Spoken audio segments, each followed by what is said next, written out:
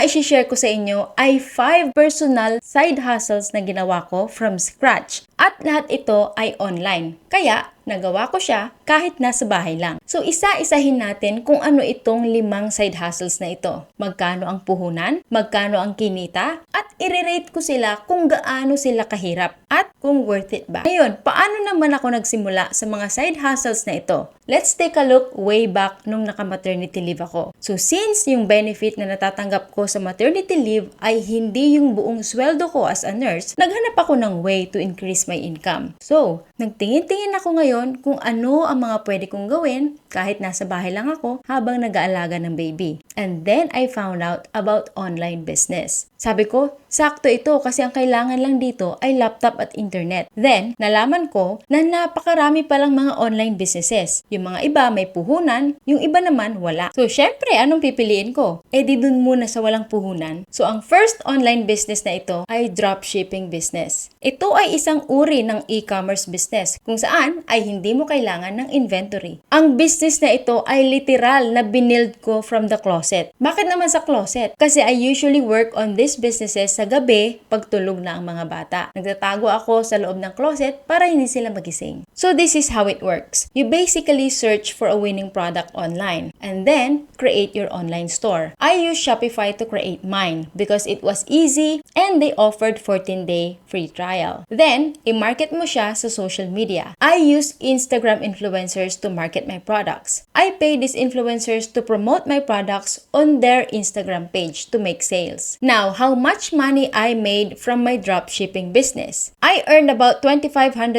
per day and made over $45,000 within 3 months. Over $64,000 in 9 months. I also sold that business for $10,000.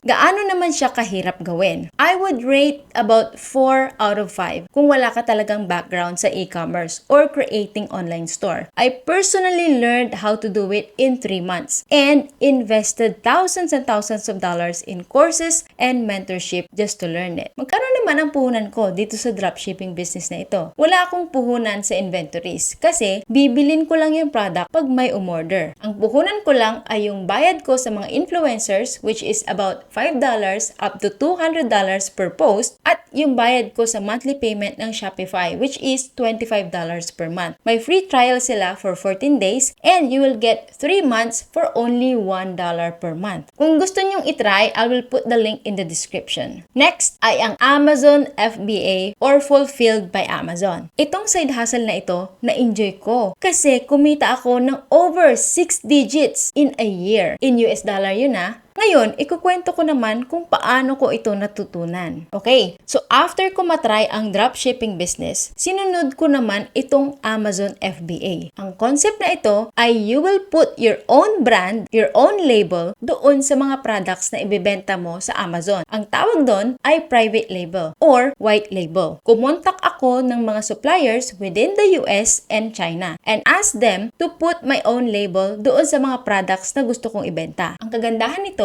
ay you own the brand. It's your product. You control the pricing and everything. Iba yung feeling na ikaw yung mismong gumawa ng brand mo. Andun yung feeling na, yes, I have my own brand. Legit business owner na ako. Ganun. And another great thing with this is Amazon will be the one to warehouse your products, package it, and then ship it directly to your customers and handle the customer service and returns. Basta ang gagawin mo lang ay make sure na lagi kang may inventories. Kasi pag na-sold out ka, sayang yung mga araw na wala kang benta. At bakit naman sa dinami-daming e-commerce platform, Amazon ang pinili ko? Because Amazon is the biggest online retailer in the world. Kaya nga naging top 3 richest man in the world si Jeff Bezos dahil sa Amazon. So how did I get started in my Amazon FBA business? Ito, mag-take notes ka ha.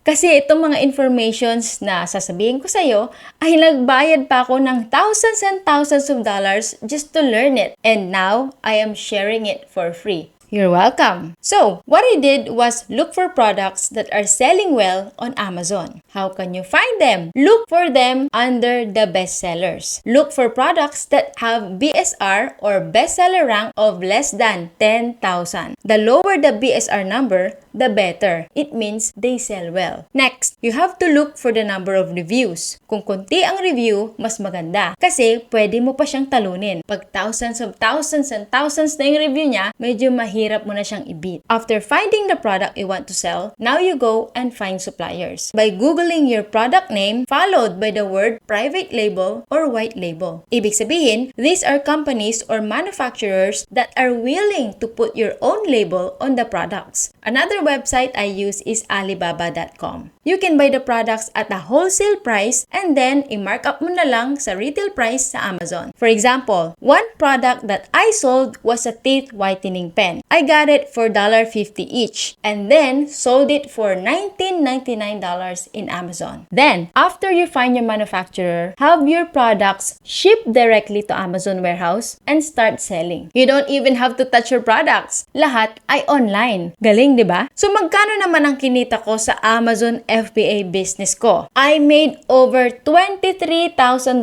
per month and over 6 digits per year in this side hustle. Magkano naman ang puhunan ko? Sa courses na tinake ko at mentorship, nasa $2,500. Sa first inventory ko naman ay $1,000 at yung monthly fee ng Amazon na $39.99. Gaano naman ito kahirap gawin? I would rate it 4 out of 5 kung wala kang background. Pero since meron akong knowledge about e-commerce from my dropshipping business, hindi na ako nahirapan masyado. And if you want to learn how to do this Amazon FBA business, I have resources in the description if you want to check it out. Next, is it worth it? Super worth it. Next is selling online courses or course creation. Ito yung time na medyo dumami na yung knowledge at experience ko sa online business at digital marketing. Dumami na rin ang mga mentors ko that time. At sinabi ng isang mentor ko na subukan kong gumawa naman ng online course. Ano naman ang mga advantages sa online courses? Sa online courses, wala kang puhunan, kundi oras mo lang sa paggawa ng course and of course, equipments like computer, microphone, at camera. Once you created it, you can sell it over and over again. There's no more work from you other than marketing. It can be a nice passive income for you. It will continue to generate money as long as may bumibili ng course mo. There are platforms where you can sell your courses like Udemy and Skillshare. Or you can also have your own website. I have created 2 online courses. The first one is e-commerce course. I sold it for $999 and the other one is influencer marketing course for $397. How much I earned naman from these online courses? I have made over $60,000. Not bad for a thing that you need to create once, diba? Magkano naman ang puhunan ko? Knowledge ko lang at yung equipments, yung computer, at yung camera. After I recorded the lessons, I started selling them. Gaano ito kahirap gawin? I would rate it 3 out of 5. Ang word mo lang really dito ay create lessons about your expertise. Kahit na anong expertise mo, like cooking kung magaling ka magluto, English speaking, mag-gardening, or any hobbies that you have. I-record mo yung knowledge mo, package it, and then sell it. Kailangan mo lang maging komportable sa camera. Ito din actually yung naging practice ko kaya na-build yung confidence ko sa pagsasalita in front of a camera. It's definitely not an overnight thing. The more you practice, the more you get better. Now, is it worth it creating an online course? Yes, definitely. Tingnan natin ang graph from Statista.com. The revenue for online education continues to grow with $65 billion in 2017 to $166 billion in 2023 and continues to grow in the next coming years. Next is coaching. After I have created my online courses, there were students who asked me if I can mentor them and coach them one-on-one. So since my demand, and I also want to help them, I started my coaching business. I charge $4,500 to $5,000 for an 8-week one-on-one intensive coaching. So we will jump on a Zoom call 1 hour every week for 8 weeks. So bali total of 8 hours yon per student. This is by far the highest income per hour that I got. Kasi kung i-compute natin, $5,000 divided by 8 hours equals $625 per hour. Mas mataas pa siya sa sweldo ng mga high-paying jobs like doctors and lawyers. Then after that, medyo napagod ako kasi pag one-on-one, I only work with one student per hour. So then I switched to group coaching. This time, I was able to accommodate more students per hour. So mas maganda yun for me. Hindi masyadong nagtitake ng oras ko. Karga-karga ko pa yung bunso ko that time while on a coaching call. Magkano naman ang puhunan ko sa coaching business? Oras ko lang basically. Gaano naman ito kahirap gawin? I would rate it 3 out of 5. Kasi you are basically sharing your knowledge and expertise. You help other people achieve their goals or become better at something that you know. Is it worth it? Yes. Absolutely. Nothing feels better than helping and supporting other people achieve their goals. And take note the coaching industry itself, especially business coaching industry, is worth over $15 billion lang naman in 2023. Last but not the least is, you probably know it, YouTube. After I got myself into creating online courses, I started my first YouTube channel in 2017 para na rin ma-practice ako kung paano magsalita in front of a camera. And through practice over time, na-build ko yung confidence ko and created other channels. And then, I realized that YouTube itself is a business, a money-making machine. Maraming ways para kumita sa YouTube. Yung mga ads na nagpe-play sa video mo, sponsorships, sell your own products, you can promote other people's products and earn commission, and many more. For me, I was able to build a brand from one of my channels about a hobby. This is in the Philippines, by the way. What I did on that channel was actually just sharing tips about this certain hobby. And then I saw an opportunity to create a product line, our own brand. And that brand is now an 8-figure business because of YouTube. We were able to generate over 1 million pesos in sales in just 1 month. How much naman ang puhunan sa YouTube? Maganda dito dahil libre ang paggawa ng YouTube channel. Kaya yung oras ko lang sa paggawa ng YouTube videos, pag-shoot at pag-edit. Gaano ito kahirap? I would rate it 3 out of 5 pag baguhan ka lang at walang alam sa paggawa ng video. Pero ngayon, madali na lang kasi kahit cellphone mo ay makakagawa ka na ng video at makakagawa ng YouTube channel. Lastly, is it worth it? Sa tingin mo, anong sagot ko? Syempre, super duper worth it. Kasi kung hindi dahil sa YouTube, ay hindi mo ako makikilala at hindi ko masishare sa mundo ang istorya ng buhay ko. Ngayon, paano naman nangyari na wala akong formal education sa business at online ay nagawa ko ang mga side hustles na ito?